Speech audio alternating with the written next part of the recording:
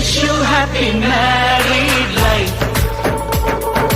All the best for rest of life. ఆనందాల వేళ ఇది, అభినందనల మాల ఇది. గుండెపై తన్నుతూ గుర్రమే ఎక్కుతూ ఆటలే ఆడిన పాపాయి.